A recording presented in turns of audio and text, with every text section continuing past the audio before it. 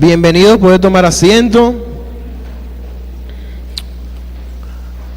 Uy, qué montón de gente. Nunca deja de dar sustigo estar acá adelante. Pero para la gloria del Señor, se me delegó esta mañana compartirles la palabra. Les doy la bienvenida, muchas gracias por haber venido. A los hermanos que nos escuchan también por las redes sociales, por internet, muchas gracias por sintonizarnos. Espero que esta palabra pueda ser de bendición para sus vidas. Y como les decía en mi oración al Señor, espero que no salgan igual a como llegaron. Mi intención esta mañana, hermanos, es incomodarlos. Es que pensemos. Es más, si se van con más dudas que como cuando llegaron, mejor. Porque eso nos obliga a ir a las Escrituras. Eso nos lleva a que escudriñemos la palabra. Y además de escudriñarla, meditemos en ella. Entonces permítame orar una vez más para que el Señor se manifieste esta mañana por medio de esta enseñanza. Y que los corazones que están aquí y de los que nos escuchan en internet puedan entender cómo Dios quiere hablarnos esta mañana. Señor, muchas gracias nuevamente. Te pedimos en el nombre de Jesús que tu Espíritu Santo pueda abrir nuestro corazón, Señor. Que podamos estar atentos a todo lo que tú quieres decirnos. Que tu palabra sea la que nos hable, que tú seas quien nos confronte, que seas tú quien haga un verdadero cambio, una transformación en nuestras vidas y podamos salir y aplicar lo que hemos aprendido esta mañana. En el nombre de Jesús te doy muchas gracias, Señor. Amén. Los que no me conocen, mi nombre es Carlos, estoy dirigiendo junto con mi esposa Ministerio Infantil. Y Gabriela ahora, que es mi bebé de 10 meses. Carlos Pérez. Sí, Carlos Andrés Pérez, como el expresidente de Venezuela. Para mí, los que me conocen saben que es un poquito difícil colocar el nombre de la enseñanza. Yo siempre suelo hacer el bosquejo primero y luego el título. Esta mañana no me he salido de mis casillas y puse un título acorde, sobrio a la enseñanza, y se llama Las consecuencias de mis decisiones. Las consecuencias de mis decisiones. La vida es un montón de decisiones, 1 trillón de decisiones. Usted se levanta hoy en la mañana y decidió levantarse, o bueno, de pronto lo decidió la alarma, pero bueno, usted se levanta, usted decide levantarse de la cama, usted decide ir al baño y bañarse, usted decide a cada momento en el transcurso del día hacer todo lo que tiene que hacer. Así que a veces son decisiones cortas como esta, pequeñas, insignificantes, pero también hay decisiones importantes que pueden tener consecuencias positivas y pueden tener consecuencias negativas. ¿De qué depende? Hombre, de 1.000.000 de circunstancias, de su personalidad, si una persona está implicada también en esa decisión. Y quiero esta mañana tomar como guía, como texto guía, el libro de Jueces, capítulo 11, del versículo 29 al versículo 40. Libro de Jueces, capítulo 11, versículo del 29 al 40. Digo texto guía porque vamos a desarrollar a lo largo de la mañana varias cositas, varios apartes, y están basados también en otros textos. Entonces me siguen, por favor. Versículo 29 dice: y el Espíritu de Jehová vino sobre Jefté, y pasó por Galaad y Manasés, y de allí pasó a Mizpa de Galaad, y de Mizpa de Galaad pasó a los hijos de Amón. Y Jefté hizo voto a Jehová diciendo: si entregares a los amonitas en mis manos, cualquiera que saliere de las puertas de mi casa a recibirme, cuando regrese victorioso de los amonitas, será de Jehová y lo ofreceré en holocausto.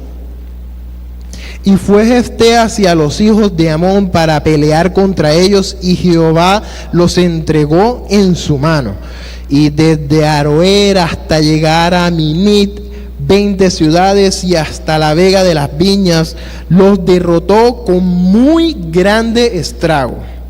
Así fueron sometidos los amonitas por los hijos de Israel.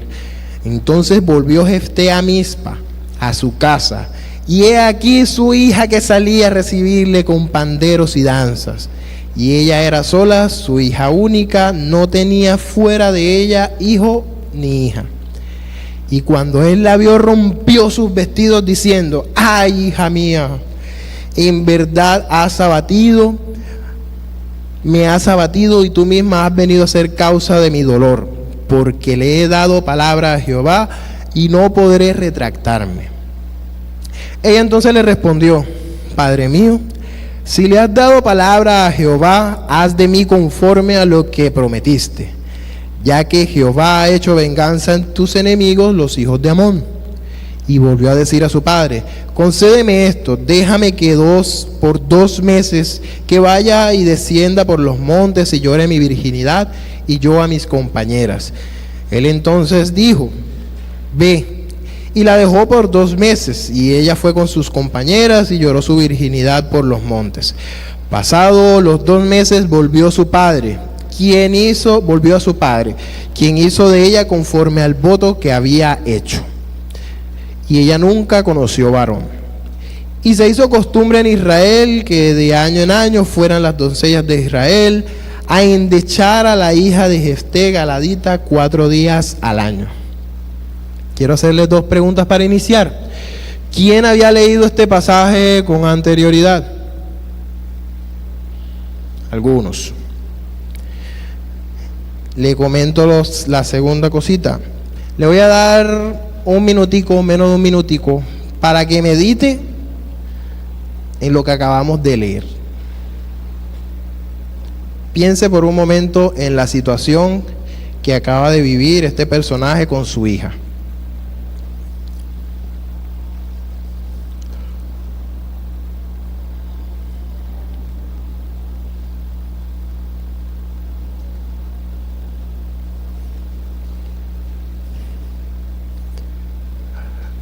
La primera vez que a mí me compartieron de esto, yo me fui para atrás como condorito. ¡Ploc! Porque no me cabía en la cabeza cómo un hombre podía sacrificar a su hija a Dios. A mí se me olvidó todo el mensaje, que derrotó, que no hizo, que lleno del Espíritu. Nada, a mí se me borró del cassette todo eso, y yo nada más pensaba: mató a la hija y se la ofreció a Dios. ¿Cómo es posible? Señor. Y mejor dicho, yo viví mi duelo por la hija de Jefté. Tremendo. Pero antes de seguir en esta enseñanza, es bueno que sepamos de dónde nació esto, qué sucedió antes. Toda historia tiene un inicio, un desarrollo y un final. Así que los invito a un capítulo atrás. En el versículo 10 el capítulo 10, versículo de 6 al 8. Del mismo Jueces, capítulo 10, versículos del 6 al 8.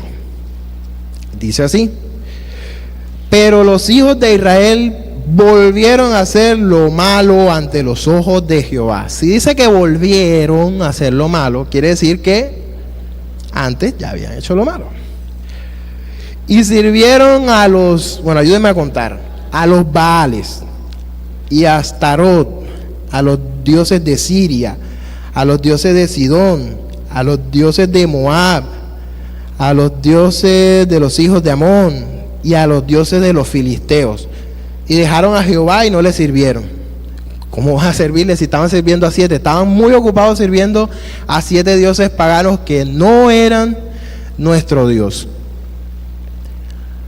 Versículo 7: y se encendió la ira de Jehová contra Israel. Quienes saben que Dios es un Dios que se aira.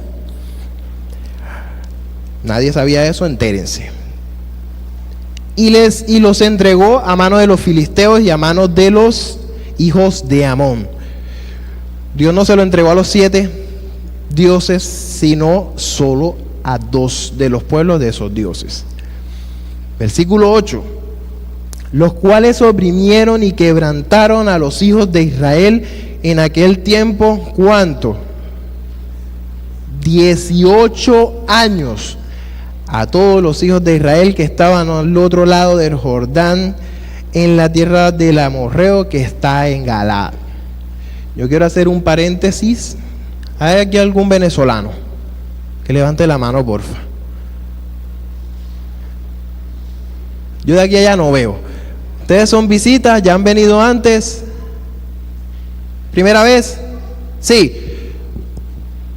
Ustedes denme claridad. ¿Hace cuánto se montó el gobierno de Hugo Chávez en Venezuela? ¿En el qué? ¿En qué año naciste? 98. ¿Estamos en qué año? ¿Hace qué? 20. Bueno, aquí estos duraron ¿cuánto? 18. Yo no voy a hablar que Venezuela está en pecado y que hicieron y que no. No voy a entrar en esos detalles. Pero he sabido que Venezuela sí, por regiones, maneja mucho la santería y la brujería y la cosa. Entonces, no estoy aclarando, no estoy afirmando, es una opinión personal. Venezuela se tiene que levantar de ahí donde está, en el nombre de Jesús. Y la única forma en que Venezuela se pueda levantar es haciendo lo que Israel hizo, arrepintiéndose de su pecado, volviendo a su Dios y no pecando más, dejando a un lado todos ellos. Comparto el dolor de los hermanos. Yo soy venezolano de nacimiento, aunque vivo aquí hace muchos años, y yo veo en Venezuela algo así como lo de Israel. ¿Por qué? Es difícil. Muchos de los hermanos de la hermana república han emigrado, dejan a su familia, otros se vienen con su familia. ¿Cuántos aquí no hemos visto venezolanos en las esquinas de los semáforos vendiendo dulces, con los niños de brazos, mujeres también limpiando vidrio, profesionales embarazados? Yo he visto uno que tiene como 4 niños y están con los 4 niños pidiendo ayuda. Y es duro. Y Maye me dice, tú tienes con los venezolanos, porque es que yo veo un venezolano así y yo prefiero ayudar a un venezolano que de pronto darle la plata a alguno por ahí que la use en vicio. Yo prefiero mejor colaborarles a ellos, porque es una situación difícil. Y el pueblo de Israel está oprimido y tal vez ellos no tienen la culpa. Es la culpa de tantos años de cosas que no le agradaban al Señor, y Dios quiere restaurarlo, pero Dios quiere que Venezuela se entregue a las manos de Él. Entonces, haciendo el paralelo con nuestra historia, en el versículo 10 vemos cómo entonces Israel clamó a Jehová diciendo: nosotros hemos pecado contra ti porque hemos dejado a nuestro Dios y servido a los Baales. Ellos reconocen su pecado. Pero entre el versículo 11 y el 14 vemos como Dios, sí, pero 18 años después fue que se dieron cuenta que estaban sirviendo a otros dioses. Vayan y díganle a sus dioses que le arreglen la situación. Vayan. Pero hubo algo más relevante que no pasó en el versículo 10, y quiero que me acompañen. El versículo 15 dice: y los hijos de Israel respondieron a Jehová: hemos pecado, reconociendo su pecado. Haz tú con nosotros como bien te parezca. Solo te rogamos que nos libres de este día. Y quitaron de entre sí los dioses ajenos y sirvieron a Jehová. Y él fue angustiado a causa de la aflicción de Israel. Después que ellos se arrepienten, dejan a un lado su pecado, dejan a un lado los dioses que estaban siguiendo, Dios no se puede resistir a eso. Dice en la palabra que Él no rechaza, no echa fuera un corazón contrito y humillado. Él ve a su pueblo gemir, llorar después de tanto tiempo. Ojo, y que la culpa era de ellos, porque ellos fueron los que se alejaron. Pero Dios no pudo resistir eso. Bueno, listo. Yo les voy a mandar un juez que va a acabar con la opresión que tienen los amonitas con ustedes, de 18 años. Ya hablando un poquito del personaje de Jefté, que fue un juez de Israel, fue una persona común y corriente. No fue el super santo que tenía aureola y alas, no, fue una persona común y corriente que habitó la tierra y que por una de sus cualidades de liderazgo, dice la palabra que era esforzado y valeroso, Dios lo escogió para que liberara al pueblo de Israel de la mano de los opresores, que eran los amonitas en este caso.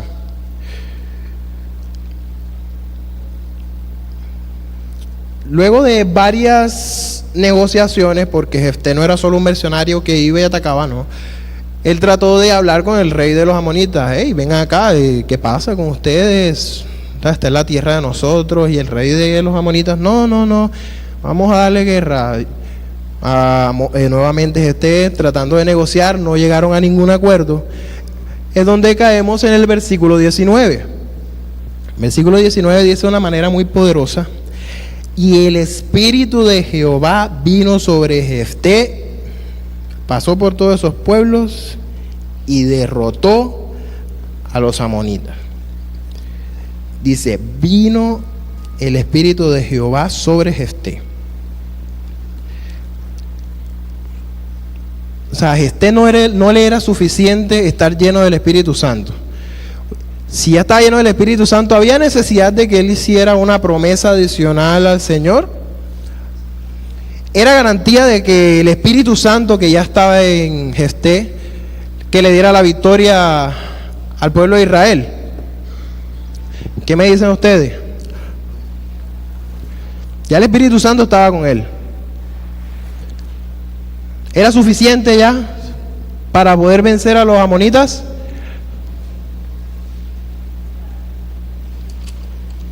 Pues no. Y él lo creyó así. Como muchos de nosotros, como tú y como yo, a veces queremos ayudar a Dios. Y más adelante vamos a entender qué fue lo que sucedió y por qué Jefté llegó a este punto. En el versículo 30 y 31 hay una gran controversia de la interpretación de las Escrituras. Versículo 30 dice: Jefté hizo un voto a Jehová diciendo: si entregares a los amonitas en mis manos, cualquiera que saliere de las puertas de mi casa a recibirme, lo ofreceré, será de Jehová, y lo ofreceré en holocausto. ¿Quién salió de la casa de Jefté cuando llegó victorioso? Los estudiados intérpretes de la Biblia, algunos no conciben que él haya asesinado a la hija en modo de holocausto. Dicen que de pronto por problemas de gramática en las traducciones, en el versículo 31 donde dice será de Jehová, y algunos dicen que de pronto era un O. Así que si cambiamos la I por una O, decimos será de Jehová o lo ofreceremos en holocausto. De esta manera ellos tratan de persuadir de que no puede sacrificar a la hija. Entonces él pensaba que era un corderito o algo, y no, pero salió la hija. Entonces, como no era la hija, un animal, la ofrecemos a Jehová. En ese entonces se podía ofrecer a los hijos o a las hijas al trabajo del tabernáculo, algo parecido como con Samuel, que fue entregado al ministerio, por decirlo así, al servicio 100%. Entonces están estas dos posturas. Yo no me voy a inclinar esta mañana por ninguna de las dos. Si usted le crea intriga, estudie, investigue, lea, no me crea a mí. Te busque y estudie en la palabra qué sucedió, si en verdad la ofreció o no la ofreció, si de pronto fue en verdad sacrificio, de pronto fue que la entregó al templo, en fin. ¿Por qué? Porque el tema central no es el resultado de no es esa promesa como tal o ese voto que hizo Jefté. Pero tomemos un ejemplo. Levanten la mano, ¿quiénes son padres aquí? Supongamos que Jefté sí sacrificó a la hija en holocausto. Los que no saben qué es un holocausto es prender una fogata y meter al hijo ahí, y eso era una ofrenda para el Dios al cual le entregaban eso. Supongamos, yo soy Jefté, me fui para la guerra y bueno, Señor, si tú me das la victoria, yo te entrego lo primero que me salga listo, gané. Llego a la casa y sale mi hijo Gabrielito gateando a recibirme en la casa. 10 meses tiene mi hijo. Más enamorado de él no puedo estar. ¿Cierto, Pau? Póngase usted en ese lugar como padre. ¿Qué haría? Ven acá, Dios. O sea, yo pensé que iba a salir el perro, la tortuguita, para hacer una icotea. No. Ven acá, Señor, vamos a negociar eso. ¿Cierto? Porque ya una cosa es decirlo y otra es hacerlo. Y en el caso de que no fue un holocausto, sino la entrega, hombre, era hija única y yo quiero ser abuelo y no voy a poder ser abuelo porque hice esa promesa apresurada al Señor. Entonces, bueno, y listo, se murió mi descendencia porque entregué a mi hija y bueno. Yo quiero que ahora saltemos a Hebreos. Todo este revuelo, todo este problema se intensifica, o la controversia se intensifica, porque mi amigo Jefté se encuentra en Hebreos 11. Y en Hebreos 11 aparecen unos tales héroes de la fe. Si usted busca en su Biblia, en Hebreos 11, el versículo... Permítame, 32. Encontramos a este personaje ahí con Gedeón, con Sansón y de un tal David. Pero ¿cómo es posible que una persona que ha sacrificado a su hija esté como un héroe de la fe? Y este de pronto es el soporte que muchos estudiosos también dicen, hombre, no, fue que la entregó al templo. Posible. Pero para poder adentrarnos más en la historia y ponernos en los zapatos de Jefté, vamos a entender quién era él. Cada uno de los que nos encontramos aquí, a menos de que los que sean hermanos, tenemos papás diferentes, abuelos diferentes, vivimos, los amigos nacieron en Venezuela, yo nací en Caracas también, unos salieron en Barranquilla, otros en el pueblo, con contextos culturales diferentes, en casas diferentes. Quiero decir que cada uno de ustedes es un mundo totalmente diferente. Entonces vamos a tratar de entender quién era Jefté para ver cómo pudo tomar a la ligera un voto o una promesa de esa índole. Nos vamos atrás en Jueces, en el capítulo 11 nuevamente. En el versículo 1 vemos lo siguiente. Jefté galadita era esforzado y valeroso. Era hijo de una mujer ramera. Dícese de ramera, prostituta, prepago, le dicen ahora, y trabajadora sexual, para no decirle prostituta. Entonces encontramos que era una persona que nació de una mujer en una condición social no muy favorable. En el versículo 2 encontramos que Galaad, su padre, tenía a su esposa, y los cuales también tenía hijos con esa esposa. Y dice: pero la mujer de Galaad le dio hijos, los cuales cuando crecieron echaron fuera a Jefté, diciéndole: no heredarás en la casa de nuestros padres, porque eres hijo de otra mujer. A ver, recapitulemos. Era hijo de una prostituta. Cuando crecieron los hijos y sabían que era una prostituta, le dijeron: tú no vas a participar de la herencia de mi padre. Chao. Lo rechazaron. Y además de rechazarlo, obviamente, la consecuencia fue: vete de aquí, no queremos saber nada de ti. Después de que se fue, porque él todo dolido se fue, dice que habitó en la tierra de Tob, versículo 3. Huyó pues de sus hermanos y habitó en la tierra de Tob. La tierra de Tob estaba más allá de Jordán, era una tierra de personas paganas, no estaba cubierta pues por el Dios de Israel como tal. Así que él quedó expuesto a cualquier otra enseñanza, doctrina, cultura que no eran las de unos israelitas. Además de eso, se juntaron con él hombres ociosos, para terminar de rematar. Hombres ociosos, el hebreo trata de decir personas vagas, sin trabajo. Y miren lo curioso, no dice que él se juntó con los ociosos. Los ociosos se juntaron con él. Así que de alguna manera Jefté poseía un liderazgo. ¿Cuántos de ustedes conocen? Yo conozco multitudes con los niños.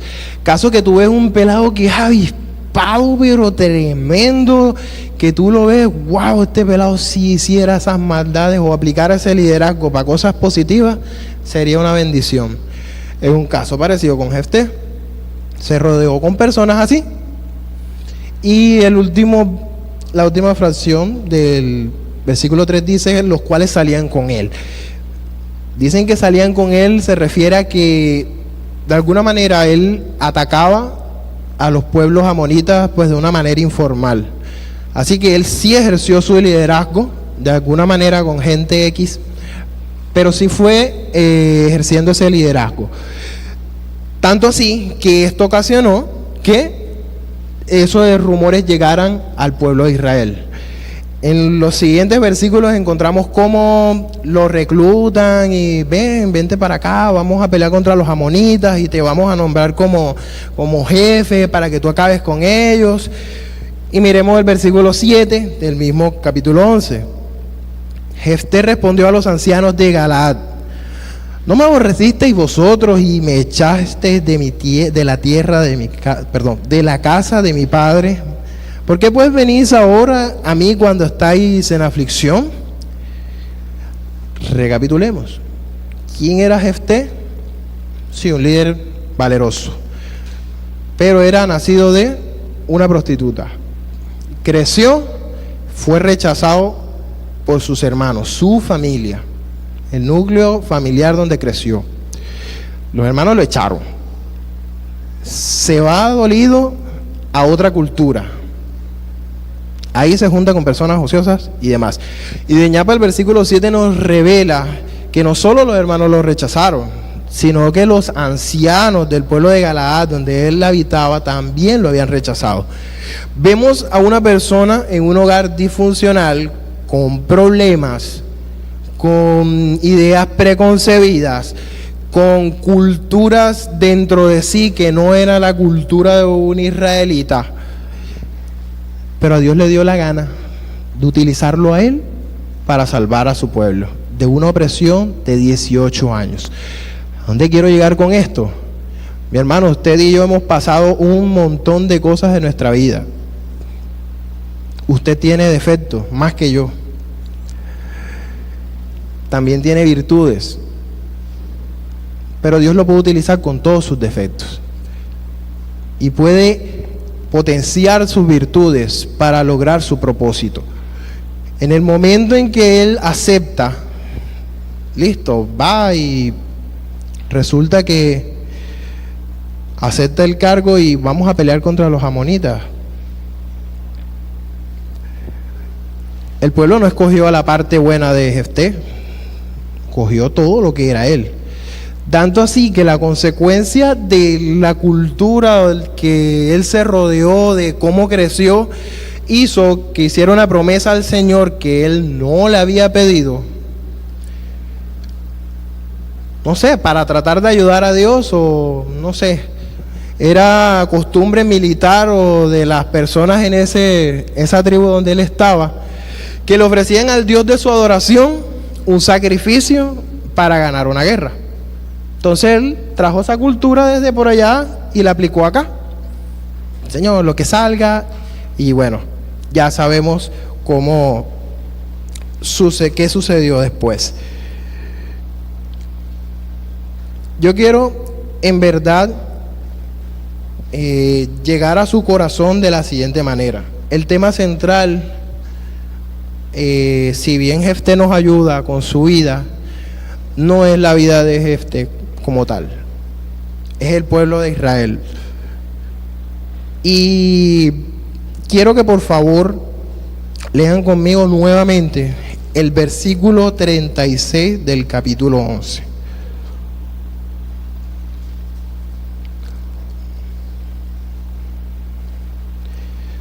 Si supongamos nuevamente que sí ofreció a la hija en holocausto, supongamos eso. Yo quiero que no se alteren o no se aterren. ¿En qué sentido? Hay casos, creo que más controversiales que este en la Biblia. Y les pongo varios ejemplos. ¿Ustedes se acuerdan del rey David?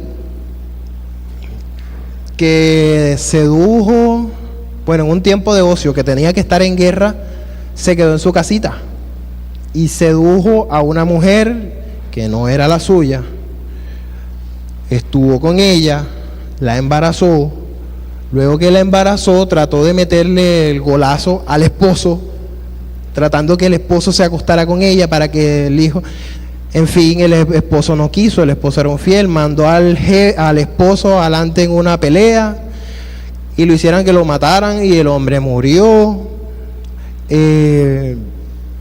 Y nació el hijo de David. ¿Y saben qué pasó con el hijo de David? Dios lo mató. Dios envió al profeta Natán. Hiciste eso. Bueno, te cuento que Dios va a asesinar a tu hijo. Lloró, dobló rodillas, hizo. Ahora, Dios es malo por eso. Que Dios mató a un bebé inocente que no tenía la culpa, si David fue el que hizo todo. Que yo quiero que piensen, cuando se les venga a la cabeza eso, que no, que Dios por qué permite tantas guerras, que Dios es no sé qué. Piensen por un momento en el ladrón o el malhechor que estaba crucificado al lado de Jesús, en el momento de su muerte. Si alguien no merecía en esta vida ser salvado, era él.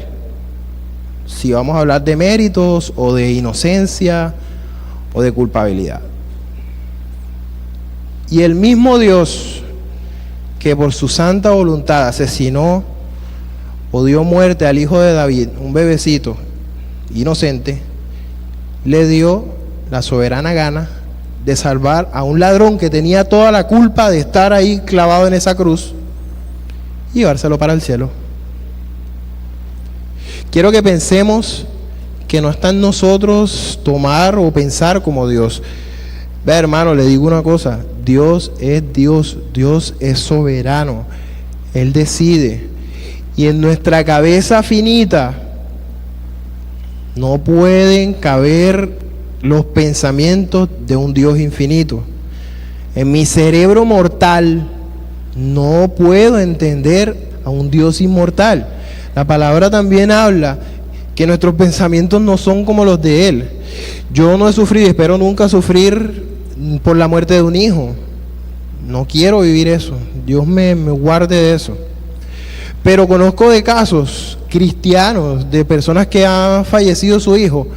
Y obviamente hay un dolor inmenso, pero Dios levanta a esa familia y hay un propósito después de la muerte de ese hijo. Y la gente o el cristiano entiende el propósito de ello. Conozco un caso en específico que murió el hijo de una pareja, la señora era cristiana, el señor no. El hijo murió cristiano, el niño sí era creyente y el papá se convirtió. la locura más grande del mundo. Nuestra cabeza no lo entiende, pero la señora entendió que tuvo que suceder eso para que el hombre llegara a los pies del Señor. Eso fue lo que le enseñó al Señor a ellos. Entonces, hermanos, quiero que nuevamente el versículo 36, ¿dónde quedamos? En el capítulo 11 leamos. Y quiero que vean las cosas como el Señor me la mostró. Dice, hablando de la hija de Jefté, ella entonces le respondió: Padre mío, si le has dado palabra a Jehová, haz de mí conforme a lo que prometiste. Ahora, salten al capítulo anterior, capítulo 10, versículo 15, y miren las palabras que dijo el pueblo de Israel después de que se aburrieron de los 18 años de opresión. Y los hijos de Israel respondieron a Jehová: hemos pecado, haz tú con nosotros como bien te parezca. No sé si están en la misma sintonía mía. Yo veo una gran similitud entre lo que dijo la hija de Jefté y lo que declaró el pueblo de Israel para poder salir de la opresión. Esta niña tenía claro el pecado del pueblo de Israel. Así que ella honró a su padre Jefté al decirle: bueno, padre, ya, si le prometiste eso, nosotros también le dijimos en el versículo 15 que hiciese con nosotros como él quisiera. Y con esto quiero decirles, sea lo del holocausto o sea la entrega al templo, cualquiera de las dos situaciones no es relevante en este momento, sino que la niña decidió honrar a su padre Jefté y honrar a Dios en el momento en que tomaron la decisión de salir de su pecado. Ya para terminar, quiero decirle tres cosas importantes, y las basamos en el versículo 15 y el 16. Los hijos de Israel respondieron a Jehová: hemos pecado. 1. Arrepiéntase. La embarró, arrepiéntase. Señor, Isela, arrepiéntase. Pídale perdón al Señor por eso. Y pídalo de corazón. Segundo, en el versículo 16, y quitaron de entre sí dioses ajenos y sirvieron a Jehová. Ya me arrepentí, Señor, perdóname, pero es que no vas a quedarte listo, ya me arrepentí. Si tienes que dejar algo a un lado, apartarlo, correr, tienes que hacerlo. Ya te arrepentiste, ahora tienes que poner un plan de acción. No, es que yo soy bebedor, hoy es 16 de diciembre, 24, no, ya no voy a tomar más, me convertí. Bueno, listo. Llega mi amigo: el 24, ¿qué vas a hacer? Vamos a tomar una fría de Platanas de Bartolo, vamos, hay promoción al 50%, vamos. Bueno, ya yo me convertí, yo voy ahí a hablar con los muchachos, pero yo no voy a tomar. Hay una discoteca, no, vamos a predicarle a los del Platanas de Bartolo. No, lo más probable es que recaigas. Te van a poner ahí la michelada, tómatela, una. Se está acabando el año que viene empiezo otra vez. Y cae. No, hermano, diga: no estoy interesado, muchas gracias, Dios cambió mi vida, chao. ¿Te arrepentiste? Da muestras de ello. Y en tercer lugar, regresamos al versículo 15. Lo que entendió la hija de Jefté: haz tú con nosotros como bien te parezca. Y esto es lo más difícil y lo que menos hacemos. Yo les pongo un ejemplo. Yo tengo mi esposa. Bueno, la embarré, me metí con otra muchacha, ¡pum! La muchacha quedó embarazada. Me arrepentí genuinamente. Me arrepentí, Señor. Listo, bien con mi esposa, listo. Me alejé de la otra muchacha, listo. 3. La consecuencia de ese pecado se fue. Ahí está creciendo. Aclaro, No quiero decir con esto que el niño sea una maldición, o sea, no, hablo de la consecuencia como tal. ¿Por qué? Porque ese niño va a crecer y mira, le va a tocar al papá los paños, que sé lo que es gastar en paños, va a crecer, que la universidad, que los problemas que va a tener mi esposa con la mamá de la muchacha. Entonces, en tercer lugar, hermanos, la consecuencia del pecado, acéptela, vívala hasta que se acabe, o no sé cómo pasaría, depende de cada situación. ¿Por qué? Si yo solo, listo, pequé, listo, me alejé del pecado, pero no acepto la consecuencia, más adelante voy a recaer. Si yo no acepto que en su momento cometí un error, voy a caer nuevamente en ese error. ¿Por qué? Señor, ya yo me arrepentí,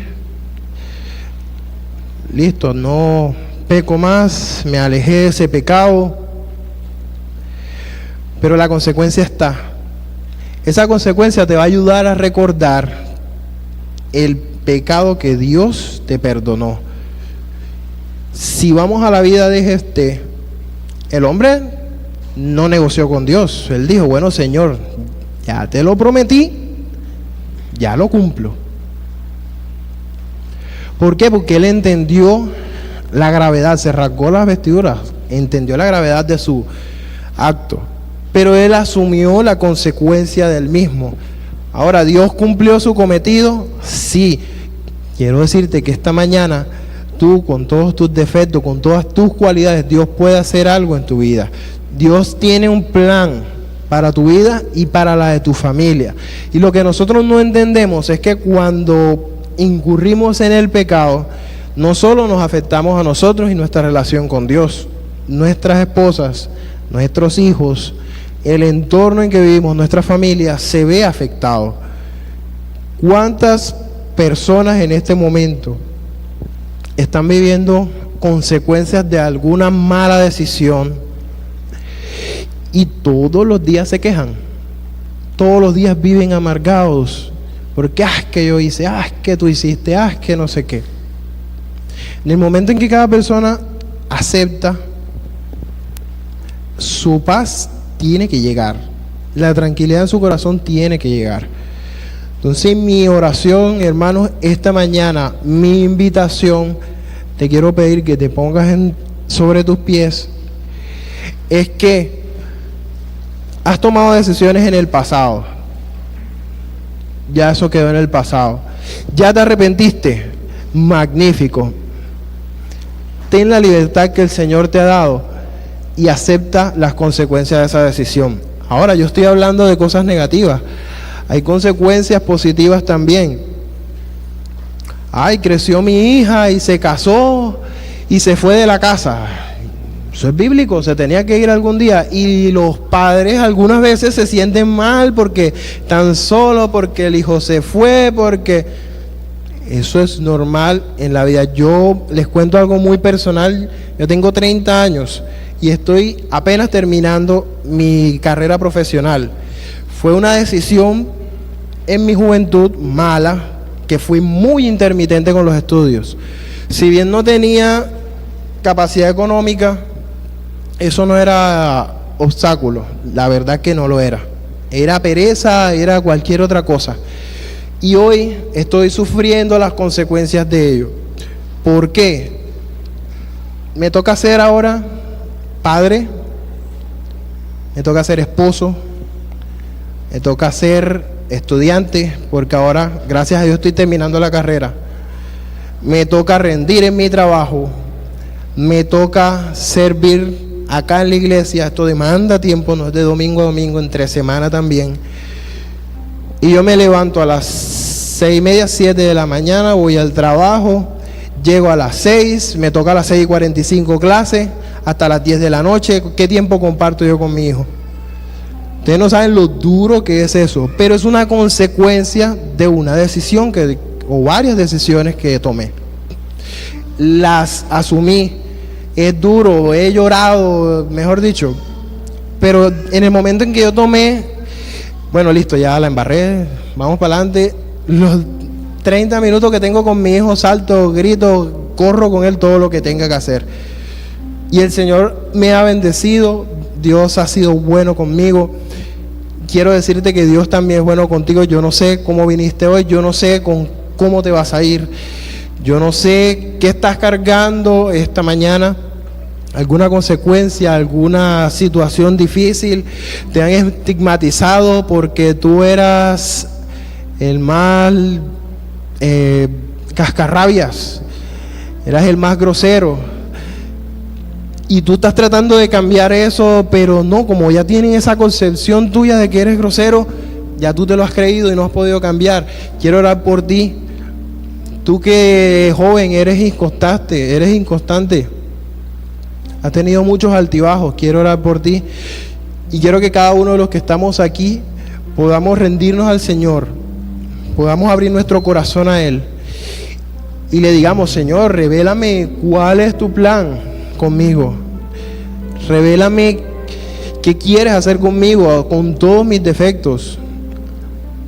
Tú que sufres de baja autoestima, tú que crees que de pronto no vales nada, este era un simple mortal, así como tú y como yo, con defectos y cualidades, con costumbres aprendidas. La cultura lo influyó demasiado. Te pido que oremos esta mañana para que Dios pueda hacer algo diferente, para que al salir de aquí tú te sientas inquieto y puedas hacer algo diferente. Señor, te doy gracias. Tú que eres un Dios que todo lo puedes, tú que eres un Dios grande, Señor, un Dios soberano. Tú sí sabes qué es lo mejor para nosotros. Tú ya sabes, Señor, lo que va a ser de mí mañana, pasado. Tú sabes lo que va a ser de mis hijos, Señor. Te pido en el nombre de Jesús que esta mañana puedas traer a mi mente ahora en qué fallé si no lo sabía. Y yo pueda, Señor, levantar mi cabeza y pedirte perdón, porque sé que fue mi error, no tuyo, Señor. Qué bueno que sea yo el culpable, Señor.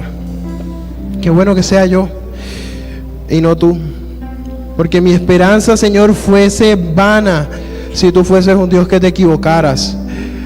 Mi esperanza, Señor, no fuese verdadera si tengo un Dios que comete errores. Por eso, Señor, sé y estoy seguro que cada una de las decisiones, buenas o malas, Señor, que he tomado en mi vida, tú las has permitido para formar mi carácter. Tú las has permitido para hablar y enseñarme. Te pido, Señor, que ese Espíritu Santo que mora en cada uno de nosotros pueda redarguir, Señor, nuestro ser. Que cada vez que quiera pecar, que mi cuerpo quiera pecar, Señor, tu Espíritu Santo diga no. Que yo pueda aceptar, Señor, todo lo que me has dado hasta el día de hoy.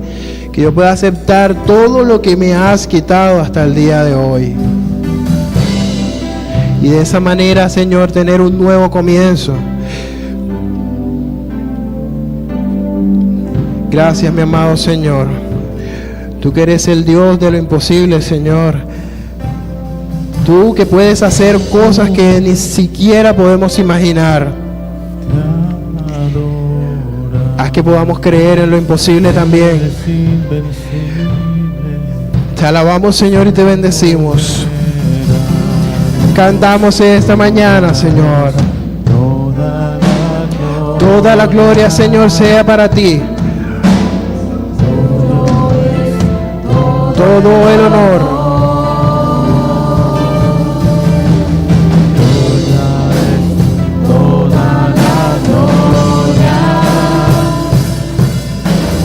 Tuyo es todo el honor. Dios de lo imposible, Dios de lo imposible.